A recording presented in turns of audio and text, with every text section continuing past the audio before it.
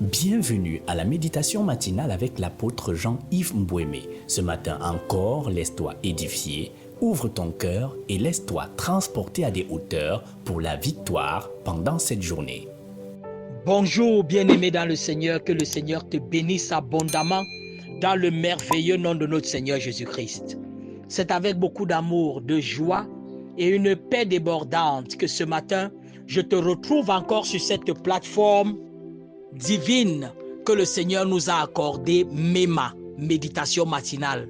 Au travers de ces moments bien-aimés, Dieu nous donne d'être fortifiés. Quand Dieu nous dit que cette parole ne s'éloigne point de tes yeux, de ta bouche, c'est parce qu'il voudrait que quand tu la médites, elle remplisse tes lèvres. Donc la méditation permet à la parole de remplir ton esprit. Et la Bible dit c'est du trop plein du cœur que la bouche en parle. Bien-aimé, quand ton cœur devient rempli de la parole de Dieu, ta bouche déclare et chaque parole de Dieu qui est déclarée prend vie, elle prend effet, elle donne naissance à ce à quoi elle enseigne. C'est pour ça que la parole dit, aucune parole ne revient à moi sans avoir accompli le but pour lequel je l'ai envoyé. Donc quand tu es rempli de la parole de Dieu et que tu la déclares, en sortant, elle sort pour accomplir le but pour lequel le Seigneur l'a envoyé. C'est pour cela que la plateforme MEMA est importante pour la vitalité du chrétien, pour la vitalité du croyant, pour celui qui voudrait aller loin avec le Seigneur. La méditation occupe une place essentielle, une place importante, une place capitale. Et je prie comme tu t'adonnes à cet exercice, que l'amour de l'exercice pour la méditation grandisse en toi au nom de Jésus-Christ et que tu commences à donner vie à ce que tu lis et à ce qui remplit ton cœur. Tu prononces cela et la chose s'accomplit. Au nom de Jésus-Christ. Bien-aimé, bienvenue ce matin à Méditation matinale MEMA pour encore un moment d'édification, de bâtissement, de croissance, de victoire et de succès. Au nom de Jésus-Christ. Une des dimensions de la lumière, c'est que la lumière reproduit. Nous avons commencé cette série en parlant de la lumière. La parole de Dieu est lumière, mais même dans le naturel, une des vertus de la lumière, c'est qu'elle est capable de reproduire. Vous voyez, la lumière quand on utilise une photocopieuse, est-ce que vous savez que ce qui se passe, c'est qu'on bombarde sur un papier une certaine dimension de lumière et cette lumière reproduit ce qui était sur le papier, sur un autre papier qui était vide. C'est ça la photocopie. C'est-à-dire, on prend un papier qui est complètement vide et on prend un autre papier qui a des écritures, des dessins, en tout cas qui a des graphismes. Et on bombarde une certaine dimension de lumière dessus. Bien-aimé, ce qui est sur le papier occupé, sans avoir quitté le papier, et rempli de graphismes, se retrouve cependant gravé encore sur un autre papier qui lui était vierge. Est-ce que je peux te faire une analogie avec ça? La parole de Dieu, qui est la lumière divine, elle est capable, lorsqu'elle est bombardée dans le divin, de prendre ce qu'il y a de divin, de graver cela sur ce qu'il y a d'humain, c'est-à-dire ce qui est vide. Ça grave les vertus divines sur ce qui était vide, humain, vil, boueux. C'est-à-dire nous sommes faits de boue, nous ne sommes rien. Mais la parole de Dieu prend ce qu'il y a de divin et par le bombardement de la lumière, réussit à le graver sur ce qui était vide de nous. Et désormais, nous devenons identiques à ce qui nous a été mis, ce qui nous a été proposé. Donc quand tu laisses la lumière, la parole de Dieu te bombarder au travers des Écritures, les Écritures gravent en toi la nature divine. Toi qui étais vide, tu deviens porteur des dons. Toi qui étais vide, tu deviens porteur de puissance. Toi qui étais vide, tu deviens porteur des vertus divines. Toi qui étais vide, tu deviens dépositaire de l'autorité divine. Donc ça se grave en toi au travers de la lumière divine qui jaillit des Écritures. Oh bien-aimé, si tu comprends cela ce matin, tu passes à une autre dimension. Si tu comprends cela, tu vas comprendre que Même les sorciers et les marabouts, quand vous les entendez faire des incantations, les incantations ont pour but de transmettre cette lumière sombre qu'ils ont, que ça quitte et que ça grave en eux les effets du noir. Et quand ils quittent de là, ils viennent manifester les puissances occultes et mystiques. Mais c'est nous qui avons la vérité concernant cela. C'est nous qui devons manifester ça davantage. Parce que la lumière est tellement forte en Christ qu'elle bombarde en nous les vertus. Et c'est fini. Ce qui n'était pas de nous, ce qui était même impossible de se retrouver sur nous. C'est-à-dire comme un format qui sort d'un paquet et qui est vierge. C'est impossible que le graphisme sur un autre format lui soit transmis. Mais par la vertu de la lumière qui traverse, le format vierge reçoit tout. C'est comme ça que nous sommes. Bien-aimé, tu me regardes, tu te regardes toi-même et tu vois que le Seigneur a transmis des choses. Médite avec cette compréhension. Et ce matin, pendant que tu médites, les vertus sont gravées en toi. La puissance est gravée en toi. La vie est gravée en toi. L'autorité est gravée en toi. Le succès est gravé en toi. Les vertus et les dons divins sont gravés à toi, en toi, sur toi, au travers de la parole de Dieu et de la lumière donnée par le Saint-Esprit. Au nom de Jésus-Christ, dont le Saint-Esprit éclaire les Écritures, qui cessent d'être des Écritures dans la Bible, mais deviennent des valeurs et des vertus dans ta vie. Oh, c'est merveilleux. Le mystère que je viens d'expliquer en quelques mots-ci, il est très profond et très merveilleux. Ce matin, le thème de notre méditation, ce que le Seigneur nous donne, bâti sur le roc. Bien-aimé, bâti sur le roc, c'est le thème de notre méditation. Beaucoup de personnes se plaignent souvent dans la vie. Oh, j'ai fait telle chose, ça a échoué. J'ai fait telle chose, ça a échoué. J'ai essayé ceci, ça a échoué. Je suis même parti au mariage, ça a échoué. J'ai pris une femme, elle est partie. Je suis parti chez un homme, il m'a chassé.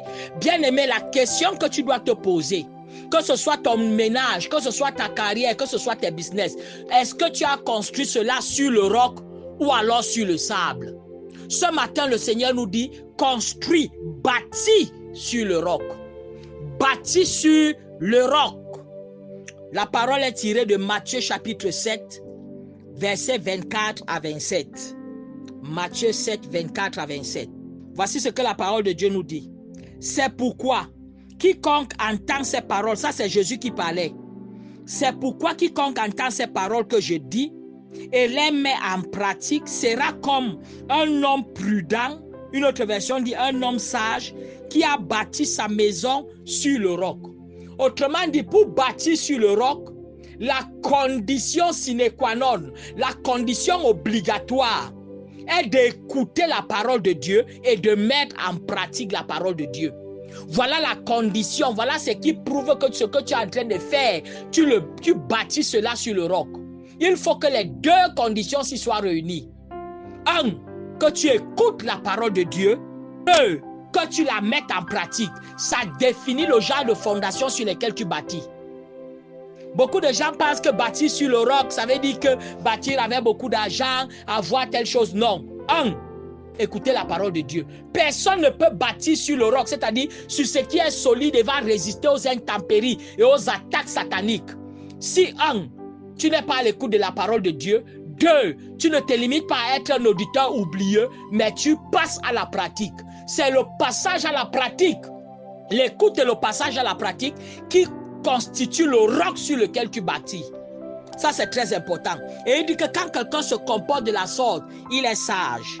Et il continue en disant, les pluies, verset 25 de Matthieu 7, la pluie est tombée, les torrents sont venus, les vents ont soufflé et se sont jetés contre cette maison. Elle n'est point tombée parce qu'elle était fondée sur le roc. Méditer avec l'apôtre Jean-Yves Mbouémé, c'est garantir chaque jour le succès dans ce qu'on entreprend, c'est recevoir un comprimé de victoire. Bien-aimé, tu vois, même quand tu bâtis avec le Seigneur Jésus, l'ennemi va toujours attaquer ça. Donc ne pense pas que parce que tu bâtis avec le Seigneur, tu bâtis sur le roc, l'ennemi ne va pas. Le test de l'ennemi ne tient pas compte. C'est quand il échoue que maintenant ta structure qui est éprouvée, qui a les preuves d'être bâtie sur le roc, survit, s'expand et grandit. C'est là où ton ménage même réussit à rester. Tu peux célébrer maintenant 10 ans de mariage, 20 ans de mariage, 40 ans de mariage, 60 ans de mariage et même 100 ans de mariage. Mais il a fallu que tout cela passe par les vents. Ce n'est pas que Satan vous voit seulement, vous êtes bénis, on bénit votre mariage à l'église et directement il abandonne en disant non, puisque ceux-ci sont allés jusqu'à l'étape où on a béni leur mariage à l'église, ça ne vaut plus la peine que je m'attaque à ça, c'est qui est sur ceux qui sont avec Jésus. Non, Satan va attaquer. Même quand tu as payé ta dîme, Satan va toujours venir d'abord attaquer tes affaires. Même quand tu as fait un sacrifice, il va d'abord attaquer. Mais c'est quand tu as écouté la parole, tu l'as vécu et tu vis cela. Pas juste payer ta dîme et répartir, vivre n'importe comment. Non, tu vis la parole enseignée, la parole vraie. Bien aimé, les attaques et les assauts de Satan sous forme de pluie, de torrent, de vent, ça échoue et la structure reste debout. Ça échoue, ton ménage reste debout. Ça échoue, ta carrière reste debout. Ça échoue et ton voyage reste debout. Ça échoue et tes affaires restent debout. Bien aimé, c'est très important. De nos jours, il ne s'agit pas juste de bâtir, mais rassure-toi que tu bâtis sur le roc. Verset 26.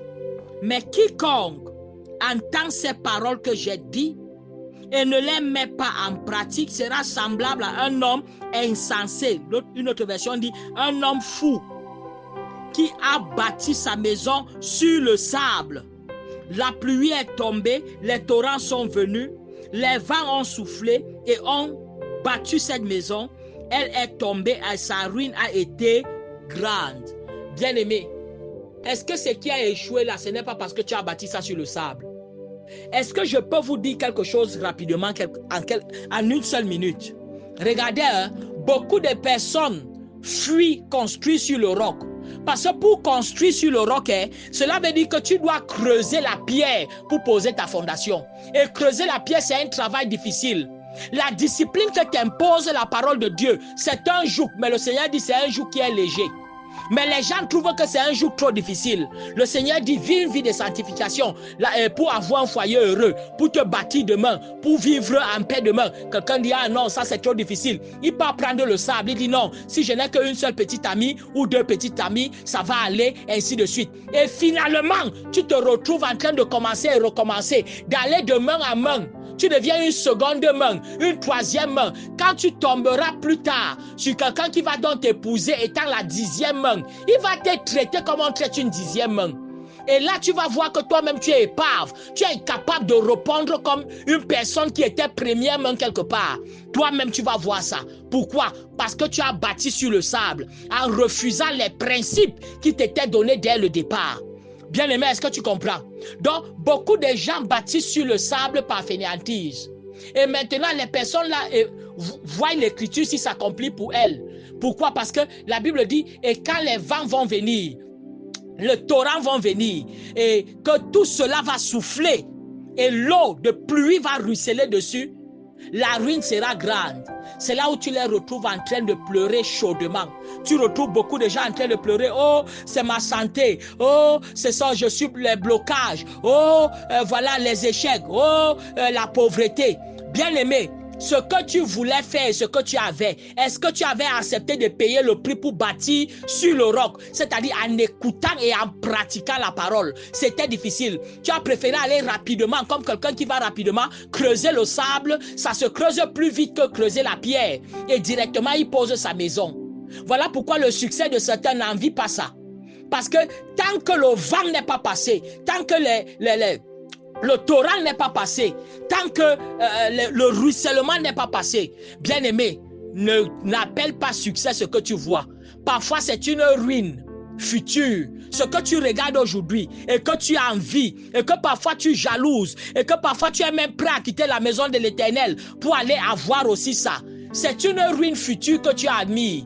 Si tu avais le discernement et tu connaissais évaluer qui a creusé le roc, ça peut te prendre du temps, bien-aimé, pour creuser un rocher et poser ta maison. Mais une fois que tu l'as vraiment fait, les vents, les pluies, les ruisseaux, le ruissellement, ça ne pourra pas toucher. Je prie pour quelqu'un ce matin. Paye le prix.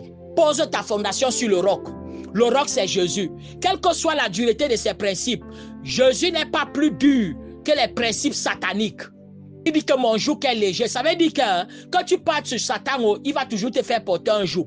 La différence, c'est que le joug de Jésus est léger. Et il est simple et il te soutient. Et ses résultats sont définitifs et éternels. Choisis. Choisis ce que tu veux.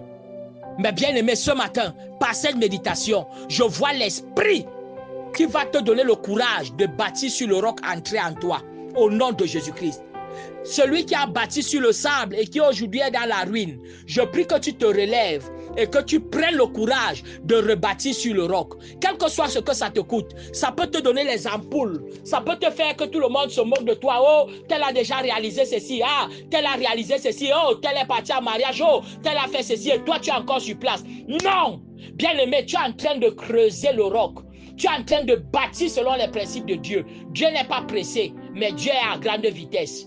Bien qu'il ne soit pas pressé, il est à grande vitesse. Vous savez, si vous avez fait physique, il y a parfois quand quelque chose est tellement en grande vitesse, quand la vitesse est tellement forte, à un moment tu vois ça très au ralenti. Parce que quand la vitesse est très élevée, quand tu regardes avec les yeux normaux, la chose semble être au ralenti. C'est pour cela que quand une roue tourne fortement, tu as l'impression que les rayons sont en train de tourner maintenant au ralenti. C'est que la vitesse est devenue très élevée. C'est comme ça parfois avec Dieu. Il va si rapidement avec toi que les gens qui ont les yeux charnels voient comme si tu es lent et comme si tu es en retard. Mais bien aimé, c'est le roc. C'est comme ça quand tu bâtis sur le roc. La pluie, tout ce que l'ennemi va essayer contre toi, ça ne réussit pas. Ce matin, lève-toi. Tu bâtis sur le roc. Toutes les tentatives de l'ennemi échouent. Tu ne peux pas échouer. Tu vas réussir seulement. Et tes résultats seront permanents. Ça ne sera pas un succès temporel, mais ça va rester de façon permanente au nom de Jésus-Christ. Tu es gardé. Tu es protégé. Et comme tu bâtis sur le roc, rien ne t'ébranle au nom merveilleux de Jésus-Christ. Bien-aimé, que le Seigneur te bénisse abondamment. Reste connecté. Je suis l'apôtre Jean-Yves Bouémé pour te bénir. Une seule parole, un seul mot, c'est Shalom. J'espère que tu as été édifié encore ce matin avec l'apôtre Jean-Yves Bouémé. Retrouve l'intégralité des méditations précédentes sur toutes les plateformes MEMA. Télécharge l'application MEMA sur les plateformes Play Store et Apple Store, disponible aussi pour desktop. Retrouve MEMA, méditation matinale avec l'apôtre Jean-Yves Bouémé sur toutes les plateformes Facebook, WhatsApp, YouTube, TikTok et Édifie ton âme. Rendez-vous demain encore pour une autre méditation matinale. Like, partage et abonne-toi à la chaîne MEMA.